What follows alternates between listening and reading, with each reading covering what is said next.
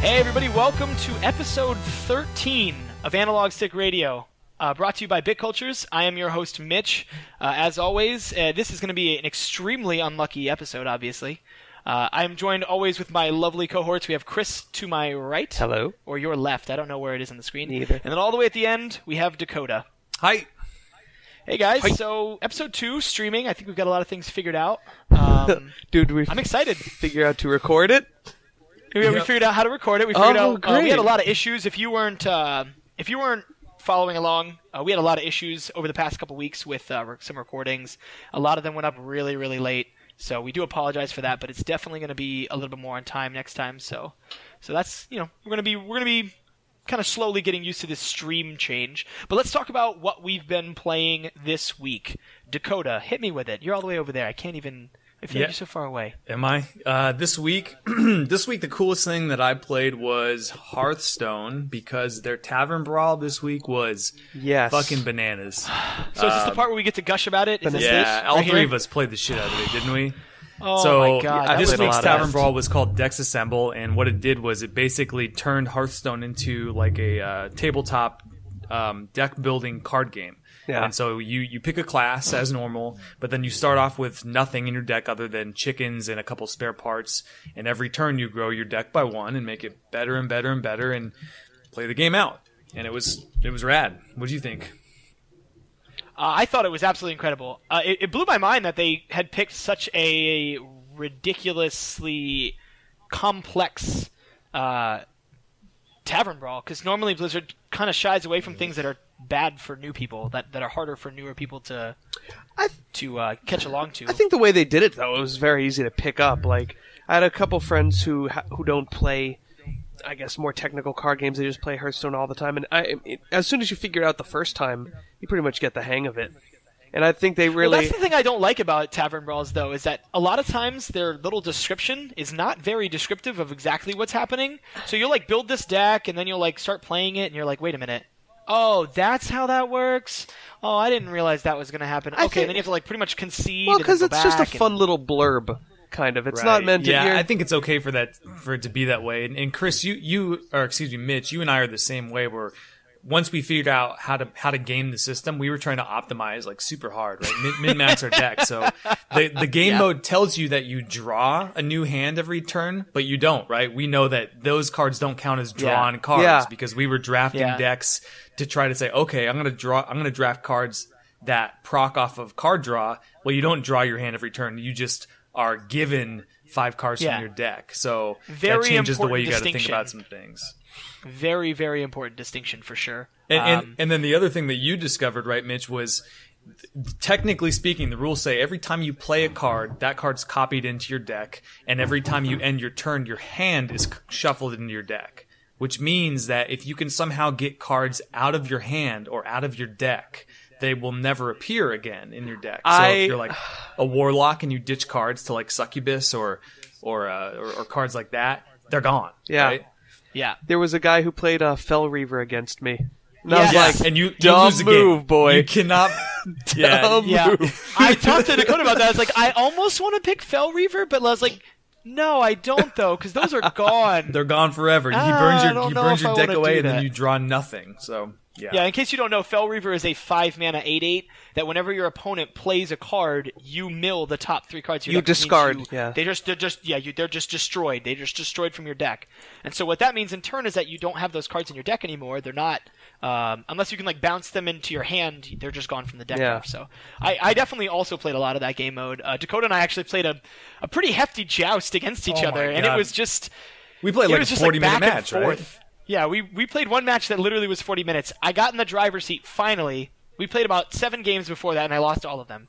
Finally, I'm in the driver's seat. I'm getting good picks, and then all of a sudden, I'm just getting the worst picks in the world. And Dakota's like, oh, slam house, powerhouse, powerhouse, powerhouse, powerhouse, and ends up winning this obnoxiously long game. It was absolutely ridiculous. It was awesome. That's really funny. It was a lot of fun. Chris, what did you play this week?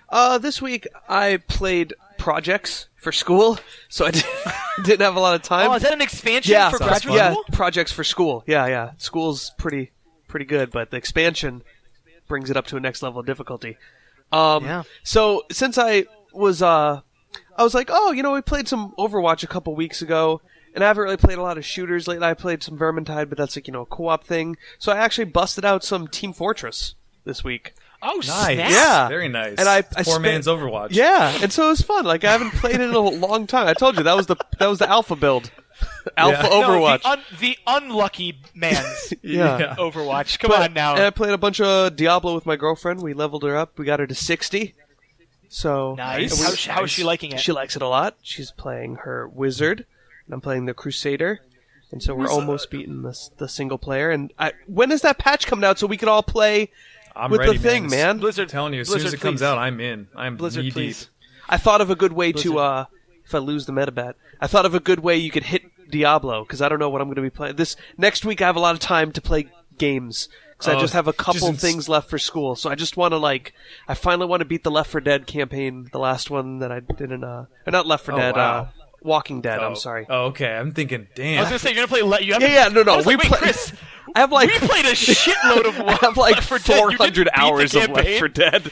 I was like, you didn't actually end up beating it? That's pretty phenomenal. No. Yeah. Chris, speaking of Overwatch, by the way, let's talk about that news really quickly before we jump into the main topic. Yep. If you guys have not seen it, Blizzard has officially announced that the expansions, all of the maps, all of the heroes, everything is going to be introduced free. Yeah, Free. it's not If even you buy the expansion, base just game. like updates. They're just going to update Yep. the game with free heroes and free maps, and that makes me really excited for it.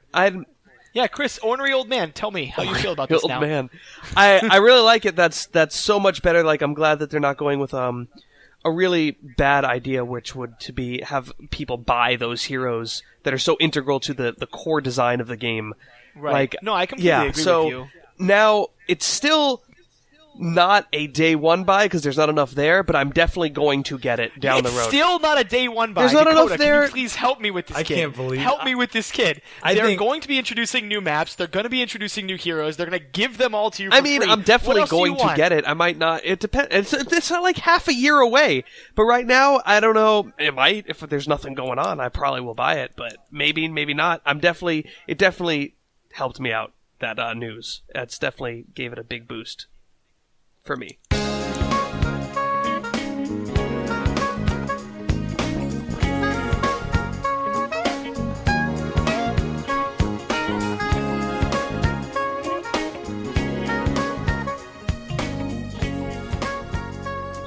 All right, sorry about that, guys. My internet just decided to completely fall apart out of nowhere. I think we got DDoSed, honestly.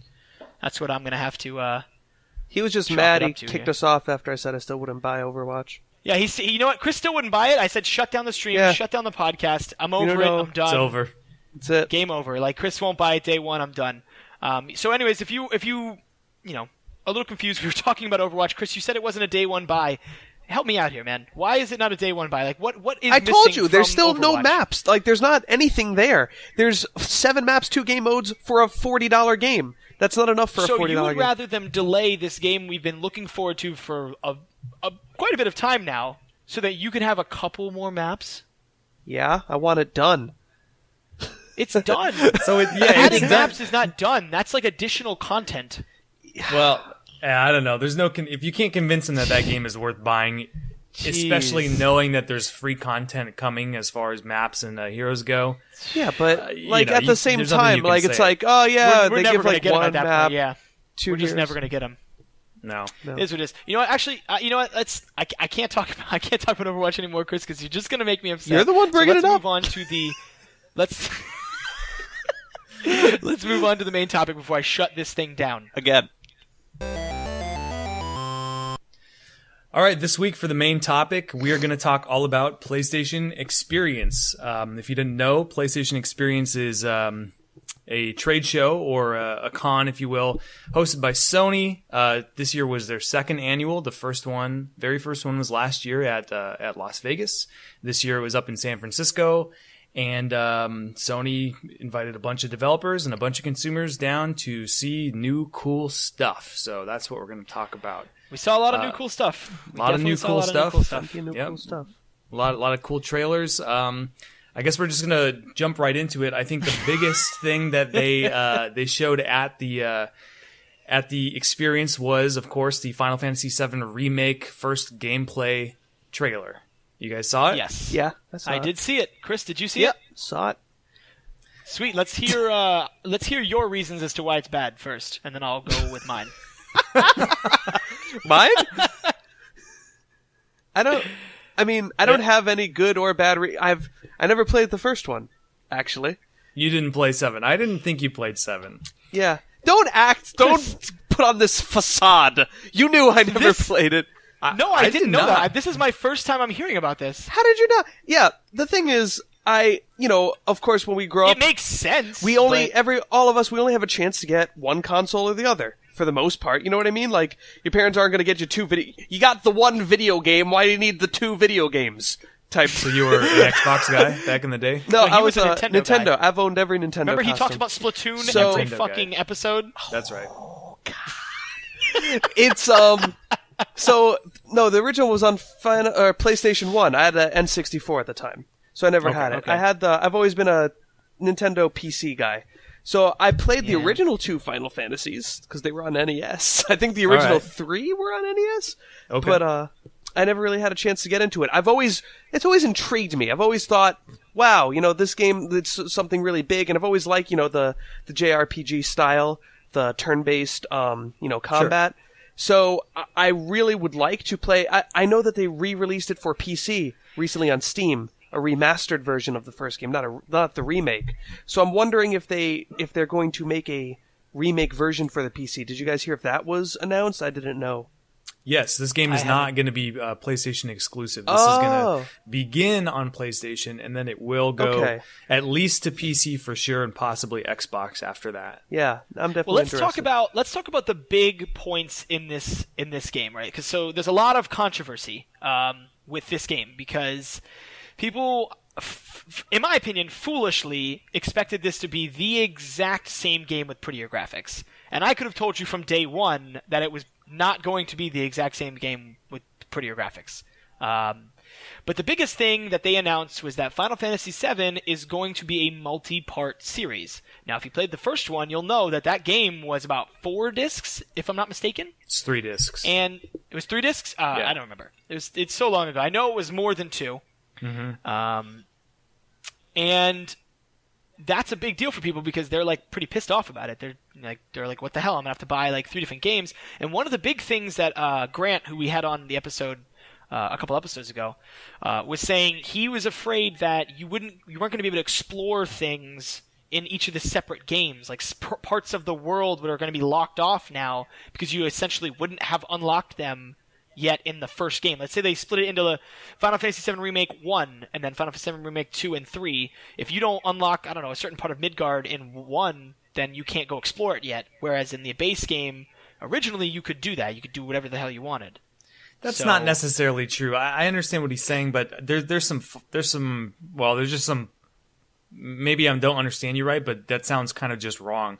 Because the original game. Did you play the original game? I'm assuming yes. Yes, I played the original game. So the original game, it's an open world RPG, but it's not completely open. When you play the game, it directs you down a path, down a narrative, and you make your way through Midgard first, and then you come out, and then you go to the Chocobo Ranch, etc. And different parts of the world are gated from you just because you don't have access to, for instance, water travel. And then you get the Crash Bronco, and then you're able to flit around in the shallow waters, right? So the game is already gated artificially in a gamey way. And so I don't think that they're going to add additional gates based on the fact that the content's episodic necessarily. What he was saying was that in the end of the game, you were able to go back and explore things, much like any Final Fantasy game. Sure. And he's like, now I don't know if you can do that. I wouldn't be surprised. When you beat the game, you should have been able to go back to Midgard and explore things. Yeah, and so I don't think that there's any reason to believe that would be the case in this game. If there's games that they can release it monetarily, episodically, but as far as software is concerned, it can just be like, okay, you've now paid for this next episode, then that just kind of opens up new areas, and in that way, it's going to feel kind of kind of cheesy as far as like I'm paying more money to see more of the same game. Yeah, It feels like DLC. This feels like a bunch is what of I was telling crap. Grant. I had no idea that you'd have to pay it in installments. Like, for a remake of a game everybody already played? It seems like a money grab on, like, nostalgia. Well, okay, so let me quote, because they did an interview right after the release. Let me quote Dengeki Online. They did an interview with Kitase and Nomura, and Kitase, so they said, please tell us more about the decision for it to be a multi-part series. Kitase says, the idea that a remake of Final Fantasy VII would not fit into a single release was there from the very beginning. We can't share more information about its multiple parts, but please look forward to future announcements. And they said, if we dedicated our time to a single release, parts of it would become condensed, we'd have to cut some parts, and additional parts would come in few, so rather than remake the game as a full volume, we decided to do it in multiple parts. So maybe call me jaded. I just don't believe that. Yeah, Just I straight definitely up. don't So believe Sup that. Meow in chat asks, do we even know how they will split it up, or is this all speculation? And We have no other idea. other than what Mitch just quoted, everything else is speculation. But that quote doesn't sound. I just doesn't sound legit to me. Like to me, it seems that you could develop Final Fantasy VII width and breadth just fine as a single release game. The Witcher 3 was a very, very, very big game. I mean, Final Fantasy VII is big, but it's not like the biggest game mankind has ever known. And back in the day, everybody, keeps talking about how many discs it was on. They were CD disc drives. They were very, very small. The data that they could fit on a CD was tiny. I mean, we use Blu-rays now for video games. You can fit enormous amounts of data. Wasn't a lot of that course, everything just for the the cutscenes too? Yeah, right. Like, the it wasn't- FMVs were a big deal back in the day, but that kind of shit is no problem now. And I would expect, I don't know for sure again, but I would expect that all the cutscenes are rendered in Unreal 4 just like the gameplay is. You don't have to develop FMVs separately from gameplay anymore because our gameplay looks so good nowadays. So Here's the thing. Yeah. So it looks like it's like a monetary decision that they did this. I mean, if that's everybody's only beef with it, I think they can kind of go shove it up their own asses. Like they want to make money. They want to bank off of one of the biggest re-releases in our generation, in my opinion. Like this is a huge deal, for Sony. Yeah. So they want to milk it. Okay, I'm personally okay with it. I don't know honestly. why you love these corporations milky. You're like, Blizzard keeps giving us these games for free. I'm gonna Touch pay me here, $80 Sony. Touch me for here. I'm gonna pay $80 for Overwatch. Sony, you're gonna re-release a game we already played. Sony, yeah, please, just no. The thing is, if you pay for quality, usually you get more quality. I'm not It's gonna not even give out them, yet. If this game sucks, I'm not gonna buy it, right? Like if it looks like absolute trash garbage, I'm not gonna buy it. So what But if the number game- would it have to be for you not to buy it? What? What review score would it have to? It's a callback to a previous Oh, episode. God. You guys don't, if you're not keeping up.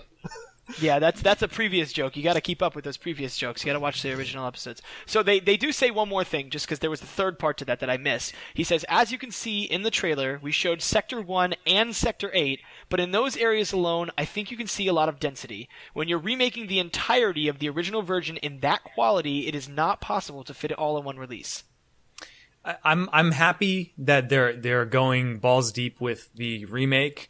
They're not it doesn't look like they're cutting any corners. They want to do this game just as much justice as anybody who played the original wants. And so for that, they can be commended. The episodic release, I'm never going to wrap my mind around it completely. And unfortunately, I'm going to shell out my dough real freaking fast when this game comes out. I am too. It's I just was no saying getting I was going to around it. wait, but I'm going to be pre-ordering it. I tried to make it seem like I had some semblance of dignity and I was going to wait, but I'm not. I really like this episode has so much fodder for previous remakes, episodic gaming, So pre-orders. We just got next 3 episodes. We got them in the bag. Here's the real question. It's episodic, but we don't even know how many episodes. There were 3 discs originally. I would be really surprised if they're going to try to make us buy this game 3 times. What are your guys' thoughts? Because my thoughts are that it's going to be 2. There's going to be part 1 and part 2, and that's it. Well, the industries have been liking 3s and 4s lately. So I think we'd probably see like a 4, like the Tales of the Borderlands. 4 different games? Are you Not 4 different kidding games, me? just like the game broken up into 4 parts, like the way The Walking That I Dead or the won't show Tales my- of Borderlands have been doing. So you have to like pay, I don't know, like a No. $25. It won't be that, but you know what Yeah, I I mean? think it's going to be 3 too. I'm right there with you, Chris. 3 makes a Okay. lot of sense. Everybody's in love with trilogies, and just humans love patterns, right? So if they see 3 trilogy, FF7 trilogy, it sounds great. They had FF13, 1, 2, and 3. It wouldn't surprise me that this one follows suit. Yeah. Here's Let's- the real question. Here's All the right. real, because this is another question I want to ask you. Do you think they're going to tell us how many episodes they're going to be before you buy the first one? Yes, absolutely. I don't think they will. Someone in chat said, except Valve, they don't do 3. Valve does not do 3s. That is correct. It is something that we all So know. that's all the bad stuff. Let's talk about some of the good stuff about Final Fantasy before we move on. What did you guys think of the gameplay? I thought the gameplay was absolutely incredible. I think it looks amazing. I personally, the part that I was not looking forward to was the turn-based system. Yeah. I think we've grown past that. Our technology is a lot better now. Yep. That I think a turn-based system would have been really stupid, and I think a lot of newer gamers would have been like, what the hell is this trash? I was kind of looking forward to it because I've played so many non-turn-based in a while. I was like, oh, this is going to be fun. Like, go back to Yeah, the and- turn-based. And we still don't know what exactly the combat Yeah. system is going to be comprised of. They have said that they are updating the combat system, and they have mentioned that they still have the ATB, the Active Time Battle, I think is what that stands for. Is that what like they have in the Tales of series? Have you ever played those? I haven't. It just means that like you basically have a meter that slowly fills, and when it reaches full, that means it's that player's turn. Oh, That's all. okay. That's all Okay, it okay, means. okay. So like if you have the haste spell cast on you, active time bar, not battle. ATB system, active time bar. When you have haste cast on you, your bar fills quicker. Okay, It's kind of okay. like an informal visual way to see the initiative or speed of your character. That's We don't know how interesting. it's going to work though. What they have said is that you will be able to either control all 3 party members, or you can just set the settings so you only control one of the 3 characters instead, if that's more what you're used to. From the trailer, we did see that combat has a little menu, kind of almost like Kingdom Hearts, where it's got attack, magic, summon, items, very, very similar to Kingdom Hearts. And but it's still not clear whether or not the movement in combat, when we saw Cloud and Barrett move around, if that was player controlled or not. So Yeah. that There's still going remains to to be be like seen. limit breaks and stuff like that too. So a lot of the same elements will be used. It's just in a kind of a different way. Yeah, my we main saw- thing is they've announced, they've kind of speculated that they are changing the story a little bit. And that is something I'm not excited about at all.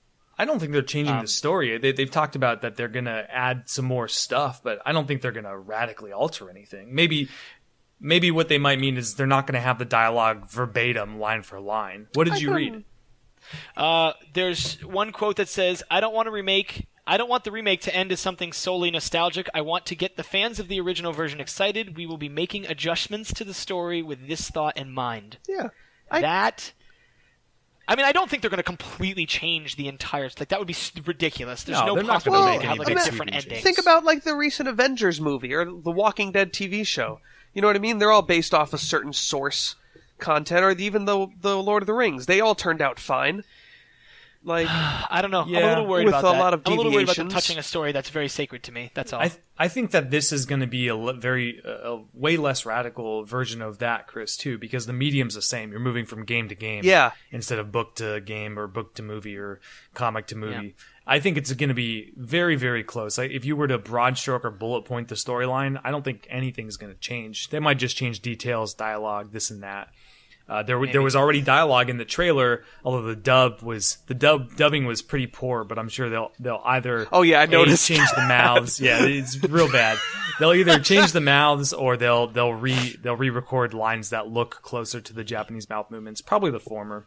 I'm sure it wouldn't take too much effort to animate the mouse. They just didn't do it because it's not Right. released yet. I was actually really surprised that they had mouths. I was still hoping they were going to go with the mouthless feature for the remake. Yeah, Photorealistic graphics, bunch of people. yeah. There's just no mouths. Just a line. All right, so let's move on because I don't want to talk about Final Fantasy VII the whole time. So I'm sorry. I'd love to gush about it forever. We can, after the show, we'll definitely talk about it a little bit more. But let's move on to Uncharted 4. This game looks incredible. So gorgeous. So gorgeous. Now, Dakota, you've played Uncharted, yes? Yeah, I played the first two. I didn't play the third. Okay. So here I am. Can you clarify for me? Do the first two play/look the same way this one looks and plays?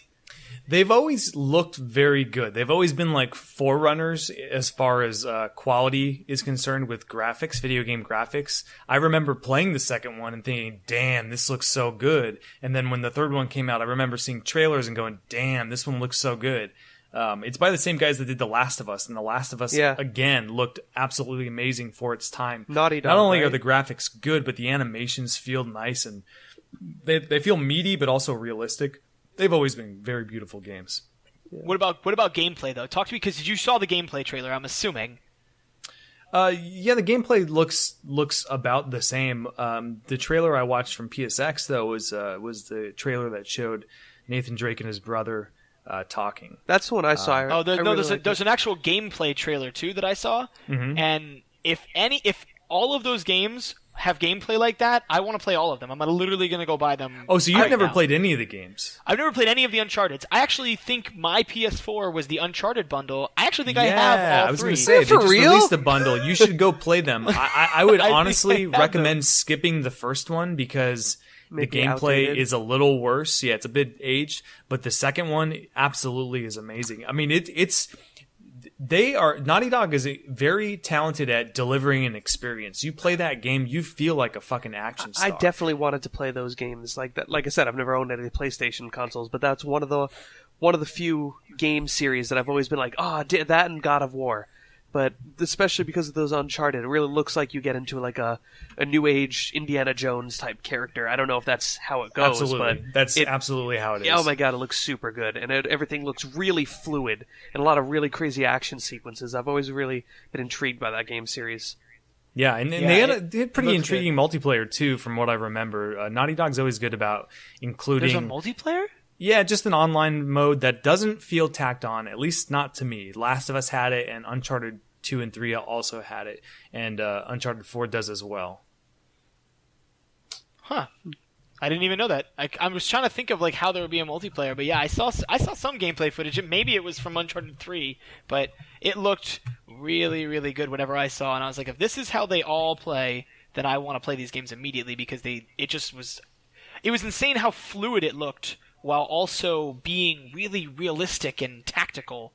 Yeah, it was just great. It looked like an Indiana Jones version of a Rainbow Six game.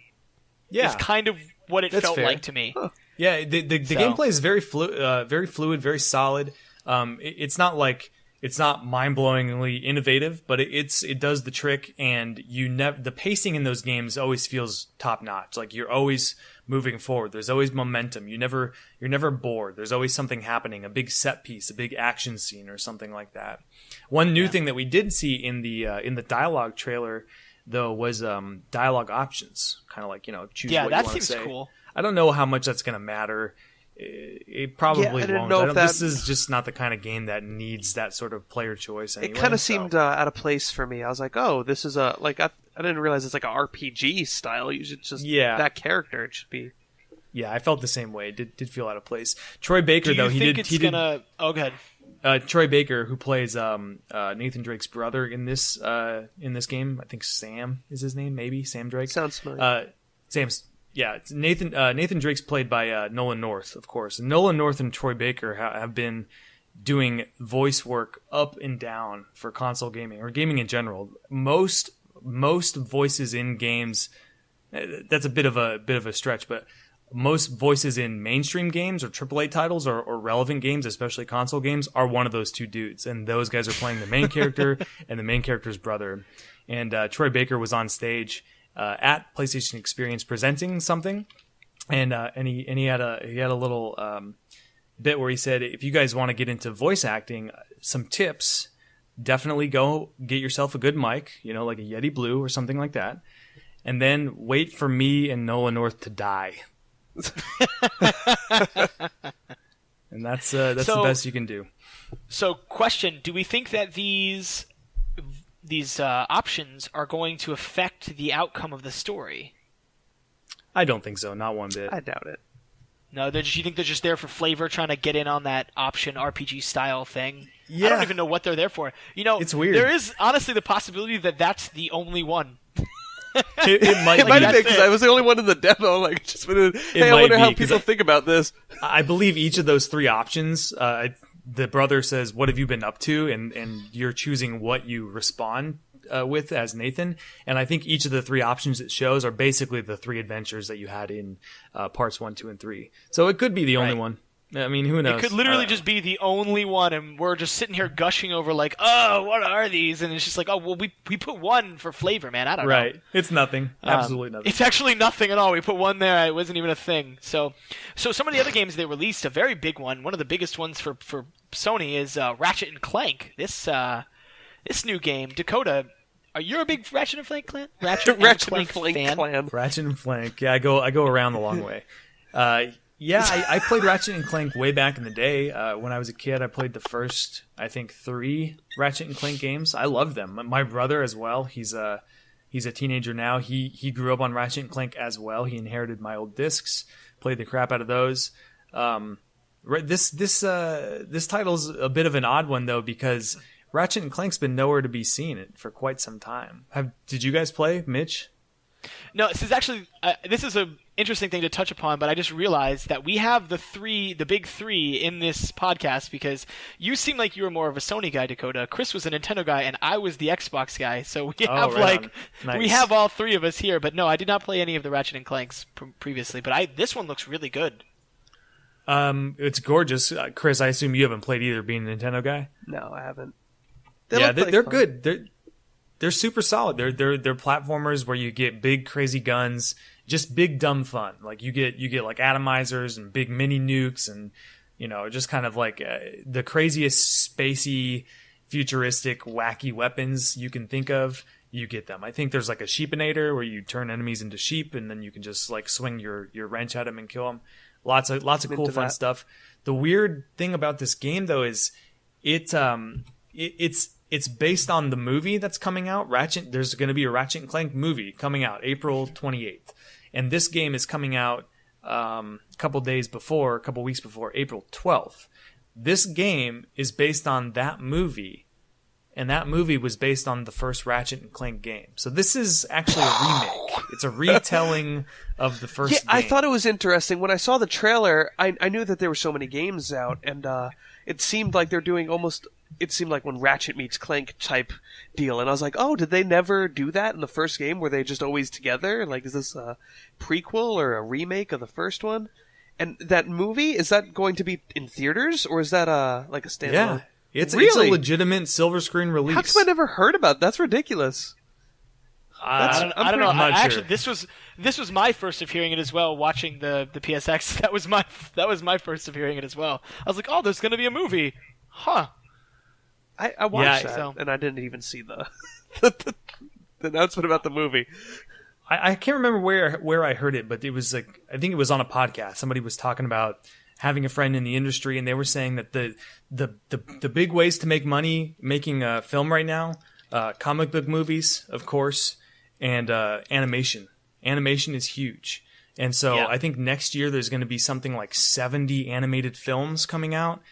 Big and small, of course. It's no longer just like Pixar and DreamWorks. It's like a lot of people. I can't remember what the studio was that made. What's the movie with Gru where he gets the kids? Despicable Me. Is that no? Was that DreamWorks or Lionsgate? No, it was like some other, not one of the big two, and so they were kind of. I don't want to say they were the first to do it, but they were definitely on the riding the wave of this animation craze that's going on. So it's not only just your heavy hitters that are making animated movies now. It's a lot of different people, and so we should expect to see more of it. Maybe more video games done in animated fashion. I mean, we got Angry Birds, for example. Universal Pictures and Illumination Entertainment. Just there so you go. His Google foo is strong tonight, Mitch. Yeah.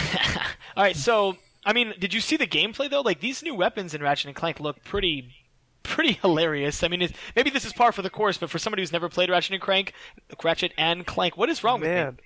Ratchet and Clank, the Groovinator, which was an item that like shoots out this little disco ball, yeah. And then every enemy underneath it starts dancing. I was like, that's hilarious. I want to play this game specifically for that weapon alone. So yeah, it definitely is par for the course, but that doesn't diminish how cool and fun they are.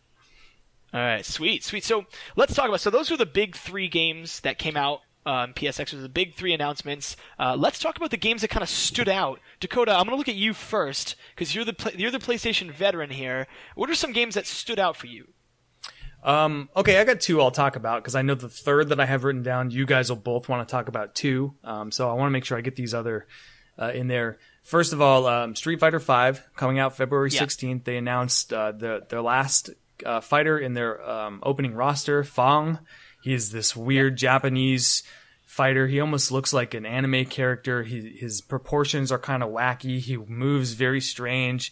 He almost looks like, you know, those weird Japanese ghosts that like have the shroud and the funky mask. Yeah, I really like his style. Yeah, he moves like that, just like kind of unnatural.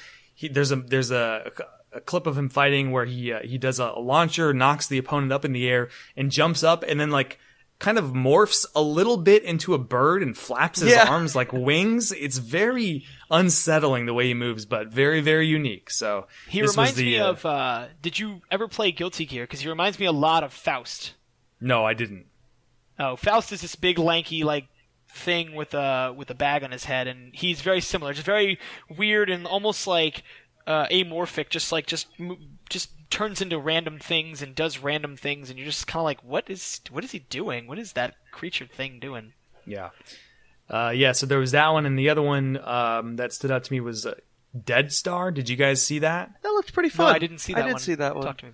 It looked I'm like not sure. It looked like a top-down, bullet hell type game almost, right? But bullet hell mixed with, you know what? I don't play a lot of these space. I don't even know what they're called. It's not a space sim. It's like a twin-stick shooter. Yeah, no. But beyond that, because you make a capital ship, right? Like you get a capital ship, and then you can have a multiplayer game where you have your twin-stick shooter, your top-down shooting lasers at other ships, but it could be a multiplayer where people are attacking your giant capital ship below, and your capital ship's going to shoot lasers in all directions and stuff at these other people, and they have to do a siege on your base. Yeah, that was like looking at the trailer here, it looks really crazy. Yeah, that looked like an additional game mode that like is layered on top of the base game. Yeah. And so from what I understand, the base game is 10v10 like PvP combat. Wow. So you're top-down shooting, but you're making PvP on teams of 10. And making so I'm not PvP. Yeah, man, you make PvP, not war. And I'm not sure what like how many of the ships I saw on screen were players and how many were mobs or computer controlled NPCs, but it looked crazy. It looks like there's a huge amount of customization per fighter, so you can be kind of a little bigger, a little smaller, agile, lasers, rockets, your typical kind of spacey stuff. But then this mode that Chris was talking about was like you can also craft a huge battle cruiser, like a Star Destroyer from Star Wars. Huge, like way bigger, magnitudes bigger than your regular controlled guys. You can kind of craft one of those in menus, almost like building a base, and it looks like you defend it like you're playing a Tower D or something against 20 other players who are having their 10v10 match. That's what I was saying. There's a bunch of these indie games on Steam. One of them I played was called Gratuitous Space Battles. Oh, I played that game. Yes! Awesome I played that game. Basically, it's you make it's not this... It's the part of where you make the capital ship. You create a fleet of these ships, and you modify every ship with crew members. You add blasters and like different shields and different ion cannons and missiles and different stuff like that. So basically, you send all your fleet out to try and automatically play against whatever fleet the computer's going to go against you. So you have to try and make like a good, make a big capital one. So there's a lot of games where you build these ships and have to add these parts to it to make like a giant monster or like a fleet, if you will. And I Sure. really like that style mixed with that top-down. That's really cool.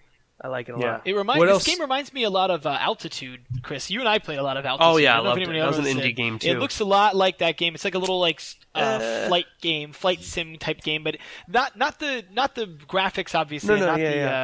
But like the gameplay where you're just kind of flying around. I don't know. It reminded me a lot of that. It reminds me more of the interesting. old classic arcade shooters that you see in like the bowling alleys or the movie theater from the It 90s. has a lot of Those that were to the it ones. as well. That's So what else that stood too. out to you, Chris?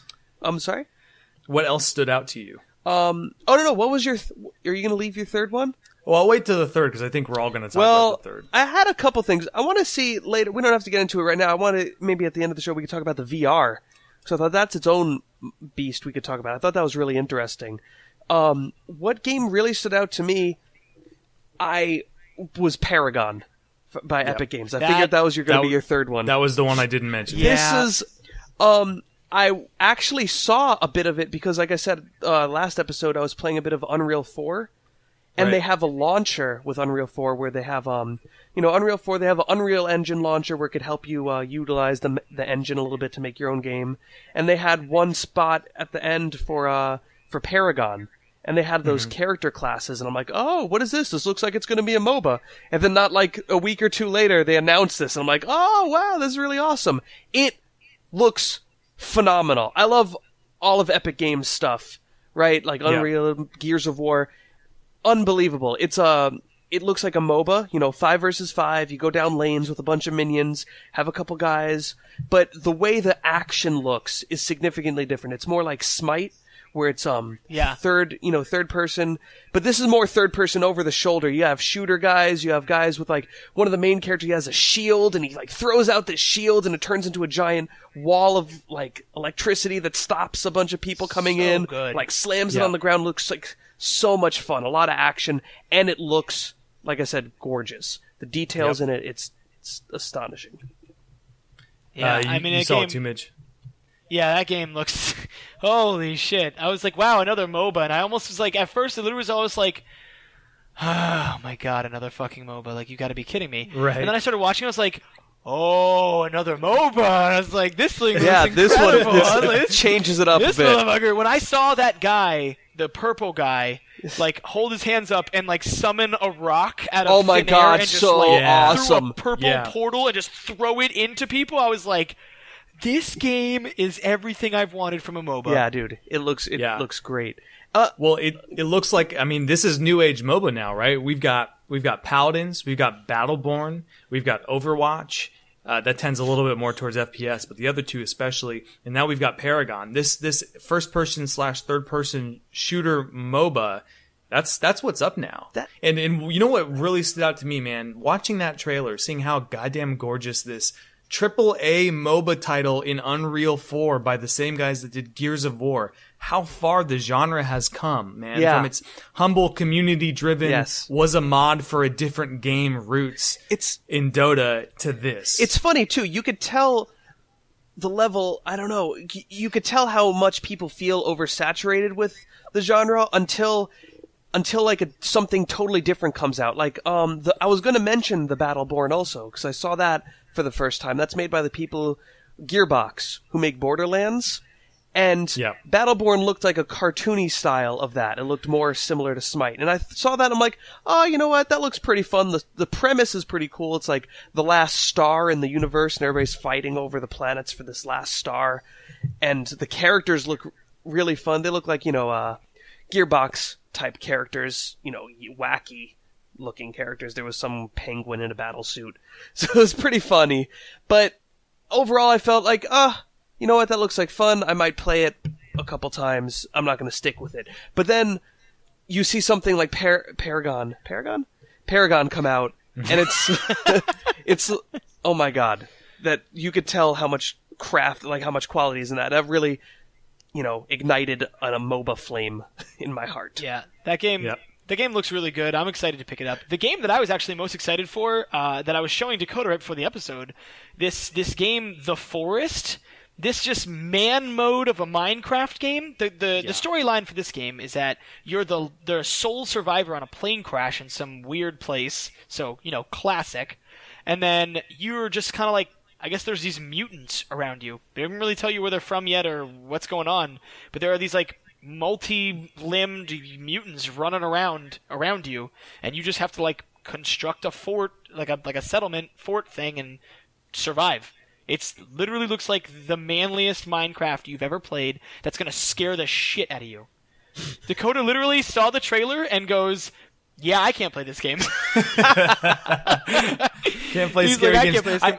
I thought when it first showed one of the grotesques, I thought it was going to be a horror genre game. But then when I realized it was kind of an open world survival sandbox, I'm like, I could get behind that. It looks Dakota, real good. You and I need to play that, and we need to stream that shit and let everybody like see how hilarious we look. If we can craft the technology where we can hold hands from East Coast and West Coast and play that game together, that's the only way I can play it, I think. Otherwise, I don't know which side you're on. I'm trying, but you're too grab far away. elbows. I can't reach through Chris to hold your hand. So, you know what game? But yeah, that was the game that stood out for me the most. That game just looked. Did you see the graphics on that game? It looks gorgeous, unbelievable. Yep. What about you, Chris? Another one? I was gonna say I didn't see anything about the Forest game, but one that I didn't see any information on. Maybe they had it there. It's some game. It's called I forget now. Horizon. No Horizon, Zero Horizon. Have you guys heard it? It's yes. It's Horizon Zero Dawn. Yes, the robot dinosaurs, and that world. Yeah. Oh my God! Mitch, have you seen anything about this? It's a game. Oh yes, I did. Yeah, they have the trailer where the guy you can unlock the president of Sony, and he's one of the guys you can play with. I don't think Pixel we're game? talking. No. No. You're This thinking of something else. This game You is said totally fighting dinosaurs. That's what I thought of. No, this is totally different. It's a robot dinosaur. You take the role of like a hunter in kind of like a post-apocalyptic Earth. There's a lot of future tech everywhere, but it's like millennia old, and the Earth has taken back cities. So everything's just covered in trees and vegetation, and skyscrapers have like waterfalls pouring out of them and everything. It's a really beautiful looking world. It's like really feels lived in. And you play as like a hunter character. They didn't really release a lot of the story, but like you go through and you're able to hide in the bushes and stuff, and there's different kinds of robot monster dinosaur looking creatures walking around that all have different aspects to them, and you have to lay down traps to try and track them. It's just like a hunting tracking game, but in a futuristic dystopia world with dystopia, but with robot dinosaurs. It looks phenomenal. Great. I'll have to check the trailer. Immersive. It's got everything I want. Really upset that it it didn't show anything about it. Did you see anything for it, Dakota? I did not, but they've shown that game twice now. Once at, I can't remember, I think E3, and then again at Paris Game Show, I believe. Okay. I think those are the games, the cons. And so I have seen two different segments from that game. It looks excellent. Yeah. Everything you said, I'm right there with you, man. It looks like a lot of fun. Yeah, that's one of the omissions I was really missing. That was one of the main things I went into it wanting to see more of. Yeah. Guys, let's talk about the shittiest demo I've ever seen of anything that I've been waiting for my entire life. Can we talk about this VR demo that they did? Because, oh my God, here we go. Yeah. I've never laughed so hard in my entire life. That was the dumbest shit I've ever seen. Yeah. So Sony's trying to rep their new PlayStation VR product pretty heavily. It's going to come out sometime next year. It's going to change the world, but they can't seem to find a way to make it look fun. They keep telling us it's way more fun when you play it yourself. We promise. And I do believe them. Like, I mean, that's the kind of experience that you can't convey or communicate by showing somebody on stage. But that being said, it was even worse than you might expect when you watched it, right? My God, it looked god-awful. I lost my hand, so I can't really do anything. There were two guys in the game. They both had their VR headsets on. You know, they're looking through these headsets, and they hold two PlayStation moves in each hand, so they're able to control their character's arms. Well, they're supposed to be standing on these pillars throwing discs at each other, like Tron style. Gladiator Tron. Yeah, one of the guys, he puts on his VR stuff, and his arms aren't working. The PlayStation Move controllers aren't synced up. So he's standing there like, I can't move my arms. Maybe you guys could just imagine how much fun this would be. And the other guy's just throwing discs and totally whiffing, and it's like all glitchy. It was a catastrophe. It was rough. just the worst thing I've ever seen. Honestly, I don't care about virtual reality. I think that, I mean, after playing things like the, what was the thing for the Xbox, the Kinect, and seeing how, like, faulty the Wii could be, I just don't think we're there yet with our movement technology. We could save this for another episode, but I like the movement technology. I just don't, I don't like how much they're pushing it with that headset.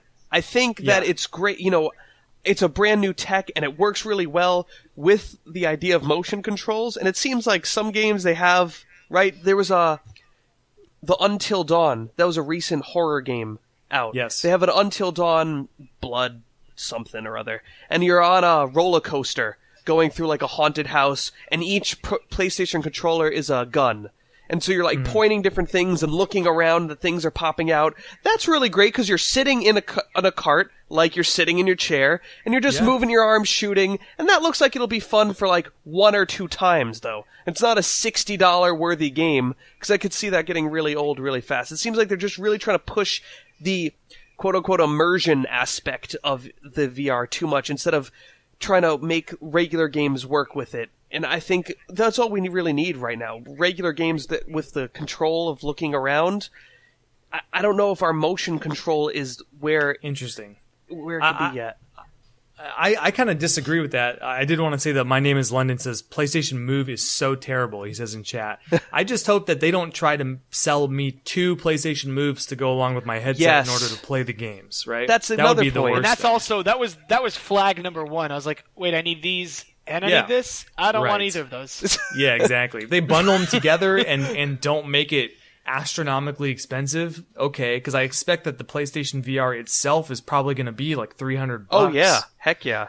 So then if I have to buy 2 moves on top of that does not excite me. But I was going to say, Chris, you were saying we just need some regular games, but let us control the camera with our head. I wouldn't necessarily agree with that. I think that if that's the case, I would just rather play the game regular style. I do expect my VR games to have a reason to be in VR. I mean, otherwise, why bother? And I saw that. Go ahead. No, I'm just more excited about like the Oculus Rift, like the tech behind it. Like I really like because it, when you're playing a game, you're on your TV. I don't know, like that's how we're used to it. But being able to have it almost like a movie theater quality, where you're in a dark space, you're completely immersed, or I keep saying the word immersed, but that's the only word I'm going to use right now. Immersed in this experience with it all around you. Engulfed. Ooh, engulfed by the visions. It's I don't know. Ultimately, I just think that was the grossest. It was just the grossest thing I've ever seen. That I've already not been very excited about VR. I think the Wii was meh. Kinect was meh. This looks meh. I'm not going to buy it. Chris, if you buy it, I'll maybe play it, but that's about it. Well, I'm not gonna. I don't have a PlayStation, so that's definitely. Well, there you go. Well, then there you go. So yeah, PlayStation experience overall got some good stuff. I saw the same fucking No Man's Sky trailer again, so I'm a little fucking disappointed. I told talk you about it's gonna be awful. Oh my god, be I'm just like I'm really annoyed. I'm looking forward to the game. They just need to release it already. It's too far. It's so far off. Still, it's just still half a year away.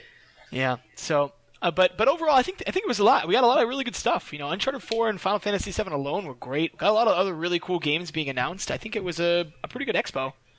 Yeah. I thought it was kind of disappointing overall.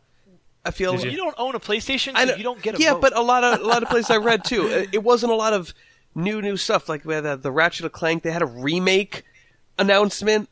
You know what I mean? I thought the biggest thing... They also announced a lot of things that were now coming to PlayStation that were already out, like things that were on PC or whatever that are now also on PlayStation. Their biggest flagship should have been that VR, and it kind of was, but it didn't pan out. Like we all know how that went. So I think overall it wasn't as successful as it could have been. I thought it was still entertaining, and they released a lot of good stuff, but overall, I don't think it was a total success. Dakota, thoughts on the expo overall? I agree with Chris. It was kind of lackluster. It kind of begs the question: do we need to have one? It's only their second trade show ever, and already they're feeling a little content light. I don't know if it was just a seasonal issue or what, but I think you're right, Chris. That we're banking on VR. VR didn't excite people the way that they want it to, and so we got what we got. It was like a watered down. I'm excited for Final Fantasy VII. That's all I can take away. It's like a takeaway for me. It was a watered down BlizzCon. Yeah. No, are you kidding me? It wasn't even a much watered-down rather BlizzCon. go back to BlizzCon than go to PlayStation Experience. It looked like standing outside of BlizzCon. Like that's what it felt like. Jeez, it was just terrible. Yeah. All right, I'm excited because I want to see the meta bet. I want to see what happened with the meta bet. So let's move on to that. All right, last week on the meta bet, I lost. For those of you that don't know, the meta bet is where we bet on the Metacritic score of a game that's released. Whoever has the closest score wins. Whoever has the furthest loses. The winner assigns the loser a video game punishment for the week. So last week I lost. My punishment was Overwatch, all hooks, all day. Yes. I played nothing but Roadhog. It went all right. There was definitely so when I first began, my hook percentage was real hot. Like the first couple nights, I was averaging about 68% hook accuracy, and obviously I go higher and lower game by game. But it felt good to get used to the hero. I did have one occasion where a guy on the other team, after we played a match and I dominated, said, "Are you gonna play Roadhog again?" Because I kept picking him over and over, right?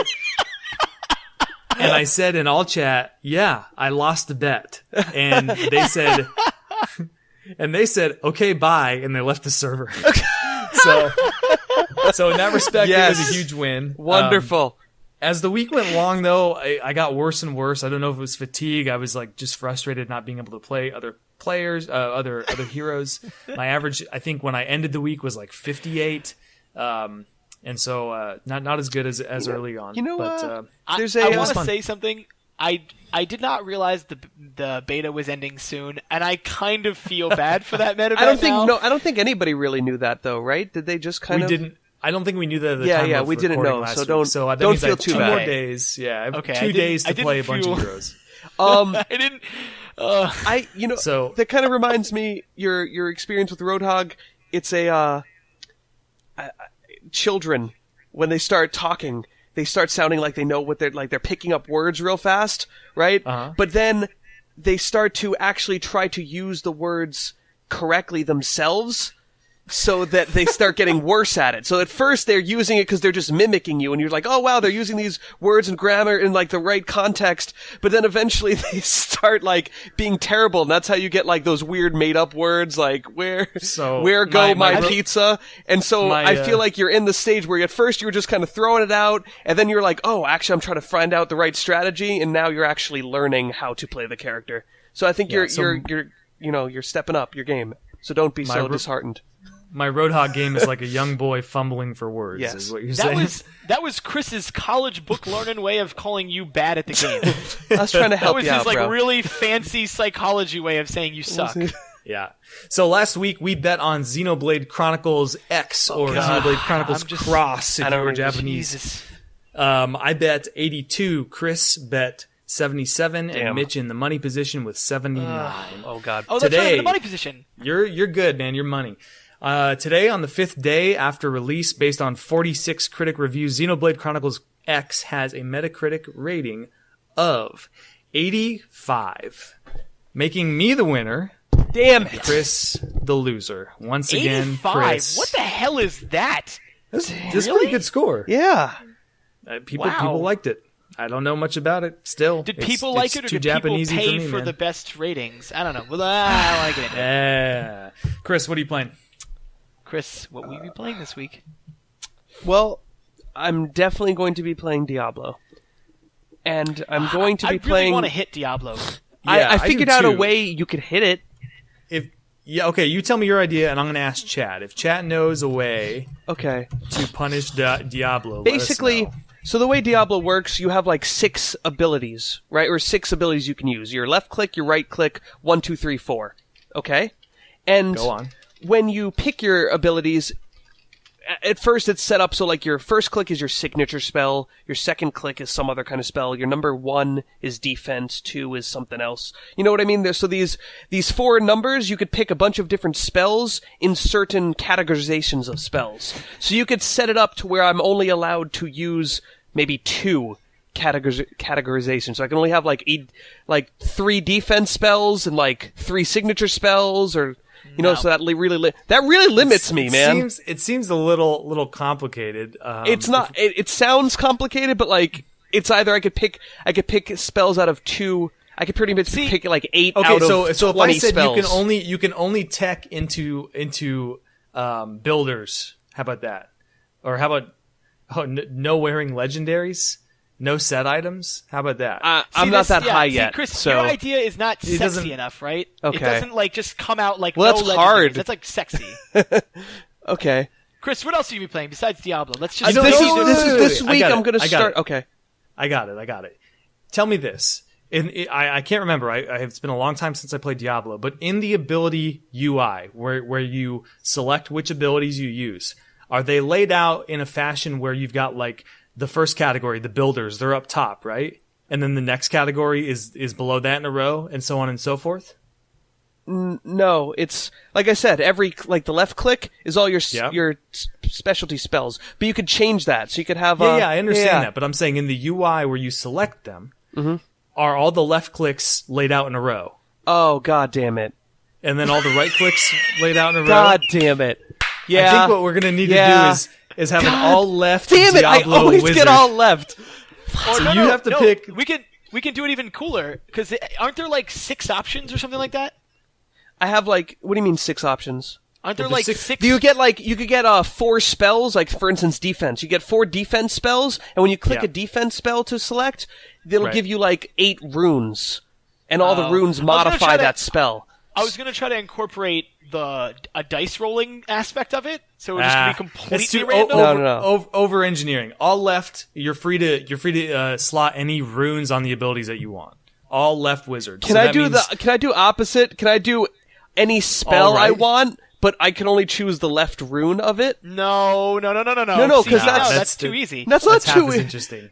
It's half as interesting. What you can do though, Because that is only gives you me don't have 5. to do it that on only your main. I can't choose my spells then. Yeah. So you don't have to do it on your main. You can like re-roll a character, and I want you to have an all left character, all left Diablo character. Pick any class you want, all left. Damn. That's it. All right, this week That's it. All right, This what are we week- voting on this week? we are voting on King's Quest Episode 2: Rubble Without a Cause for the PlayStation 4. This is the second episode in the King's Quest Remake episodic content. The first episode was released several months ago, and it was very, very good. That's all I'm telling you guys. I shouldn't have told you that. Yeah, you should have, because you Yeah, knew it. Dakota had that edge up. He wants to. I made him hit that Roadhog, and he's not happy. Yes, yeah. Yeah, well, So I've got my number written down. Just tell me when okay. you guys have yours, and we will hear them. People liked it. What kind of game is it? Is it like an It's a adventure point and click? Yeah, it's an adventure game. Okay. It's not technically a point and click. It's as point and click as you Okay. can get on PlayStation. I typed mine in the chat, so I have mine ready. I got mine. Okay. I didn't type All right. mine in, but So I got it. yeah, how about? Are you in chat right now? Sure. Yes. Sure. Okay, type it in, but don't hit enter. We'll all hit enter at the same time. Okay. Oh, this Yeah, is that'll be- fun. This is fun. This is a new way to do it. Yeah. All right, I have mine Tell ready. me. I'm ready. Are I'm you ready, ready. Chris? All right. All right, 1, 3, 2, 3. 2, 1. Hit it. All right. All right. So Mitch has an Okay. 80, Dakota I have God. 86, and Chris has 89, which puts Damn me it. in the money. I am so far away from you guys. I'm probably gonna lose. I have no idea what I this was. think scored. Chris, did you I mean to think type this- 69 or 89? Oh no, I meant 89. Ooh. Okay. I honestly think the score is going to be close to my score, and if it lands right on me, I get to assign you both. Is that right? No. Oh yeah, that's No? the rule, by the way. Yeah, we haven't discussed that, but if the person in the money position gets it exactly, then they actually get to hit How both of us. about this? If the money position gets it, they lose. Because they have a double chance of winning, like not being in it. So if they are unlucky enough for it to land on, or I don't know, I like it. No, you I like it if they get. No, you picked that number. You earn what you picked. Yeah, man. you earn a loss because you're in the middle. You pick to be in between. We'll sometimes you save this don't. debate, but I like if you lose. I like you lose. We'll have to leave We that will up to do the this comments. Debate behind the scenes, we'll let you know. But I think right now it already stands that it's money position wins. They get to hit both of us. Which, God, I hope you're not right. I hope it's an 85. Which, wait, would that make me the winner? No, I would still be the loser. Shit. Shit. Well, We'll see. All right. Well, that was the meta bet. Thank you everybody for joining us. We are, hosted by BitCultures. So if you've never been there before, BitCultures is a pretty sweet gaming site. There's a lot of different articles from a lot of different people. Dakota being one of the guys that writes a bunch of fancy articles. He actually has an article on the Tavern Brawls and Hearthstone itself coming out this week. So definitely go check it out. If you want to get in contact with us, we have an email address, analogsicradio@gmail.com. Obviously, you can talk to us in the chat here during the stream. We also, Dakota and I have have our own Twitch channels that we play on fairly frequently, so you can definitely talk to us there if you'd like to. But yeah, other than that, definitely try to join us because we're going to try to interact with the chat a lot more. We've been trying to this episode, and we're going to definitely try to continue doing that. So if you really enjoy what you're hearing and you enjoy the banter and you want to be a part of it, definitely come check it out next week. We record every week on Tuesdays at 11 p.m. Eastern. So that's, 8 p.m. Pacific? That's right. Over there? So yeah, we record every Tuesday, and then the episodes actually go up on Thursday, normally, and they will now. So yeah, just definitely come check us out, because we're a barrel of fun. We have a lot of cool things to say. Barrel of laughs. Barrel of laughs. And then you get to meet Bruce Banana, which if you're listening to it and not watching it, you have no idea who Bruce Banana is. You have no idea who Bruce Banana is. And we're not going to tell you who Bruce Banana is. You're going to have to come find out. Wow, this is fun. Guys, any parting words before we wrap it up here? Nah, we're gonna peel. Oh, God. End God, it. I'm Close done. it. Stop it. Let's shut it down. Shut it down. We're done. All right, guys. Well, definitely thank you for joining us, and we will see you guys next week. So long. See ya. Bye-bye.